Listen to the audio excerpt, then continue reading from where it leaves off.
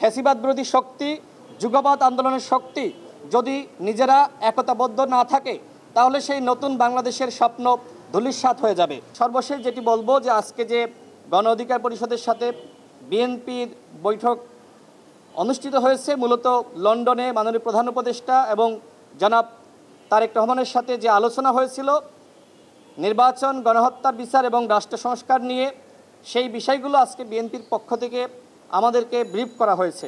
অন্যান্য দলের সাথে এর আগে বিএনপি এই বিষয়গুলো নিয়ে আনুষ্ঠানিক বৈঠক করেছে।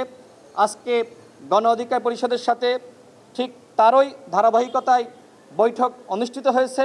আমরা যেটি মনে করি, দেখেন, এই মুহূর্তে রাজনৈতিক দলগুলোকে অবশ্যই ঐক্যবদ্ধ থাকতে হবে এবং আমরা বিএনপি সহ প্রায় ৪৪টি রাজনৈতিক দল একসাথে যুগপৎ আন্দোলন করেছি। আজকে যে হাসিনার পতন হয়েছে এবং হাসিনা দিল্লিতে পালিয়ে গেছে, এটা কিন্তু শুধুমাত্র এই জুলাই মাসের আন্দোলনের ফসল নয়। আমরা ধারাবাহিকভাবে যে গণতান্ত্রিক আন্দোলন করেছি, সংগ্রাম করেছি, লড়াই করেছি, সেই ধারাবাহিক আন্দোলনের ফলাফল হিসেবেই এই জুলাই বিপ্লব বা গণ অভ্যুত্থান। এই গণ অভ্যুত্থানে ২০০০ মানুষ শহীদ হয়েছে, ৩০,০০০ আহত যোদ্ধা এখনো পর্যন্ত অনেকে হাসপাতালের বিছানায় কাতরাচ্ছে। এইবার যদি আমরা নতুন বাংলাদেশ গঠন করতে না পারি তাহলে আর কখনোই আমরা এদেশের সংস্কার করতে পারবো না, আমরা নতুন বাংলাদেশের স্বপ্ন আমরা আর দেখতে পাবো না।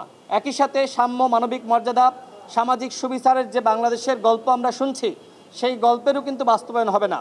সুতরাং মহান আল্লাহ রাব্বুল আলামিন এইবার এদেশের জনগণের হাতে আমি মনে করি যে শেষ সুযোগ দিয়েছে যে নতুন রাষ্ট্র বিনির্মাণ করার। আর সেই ক্ষেত্রে রাজনৈতিক দলগুলো, ফ্যাসিবাদ বিরোধী শক্তি, যুগপৎ আন্দোলনের শক্তি যদি নিজেরা একতাবদ্ধ না থাকে তাহলে সেই নতুন বাংলাদেশের স্বপ্ন ধূলিসাৎ হয়ে যাবে। তারই অংশ হিসেবে মূলত আজকে বসা। বিএনপির সাথে আমরা ২২ সাল থেকে একসাথে যুগপৎ আন্দোলন করেছি।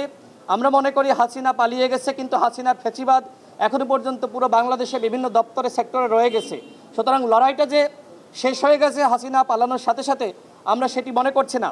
অবশ্যই যতক্ষণ না পর্যন্ত রাষ্ট্র সংস্কার হচ্ছে, গণহত্যার বিচার হচ্ছে, এই যুগপৎ আন্দোলনের সম্পর্ক আমাদের মধ্যে থাকবে এবং আমরা মনে করি একে অপরকে সহযোগিতা করা, নিজেদের ভিতরে সহনশীলতা, এগুলো যদি আমরা প্রত্যেকটা দল, বিশেষ করে যুগপৎ আন্দোলনের শরিক আমাদের ভিতর রাখতে পারি, ইনশাআল্লাহ আগামীতে নতুন বাংলাদেশ গঠন আমরা সবাই মিলে করতে পারবো। আপনাদের সকলকে ধন্যবাদ।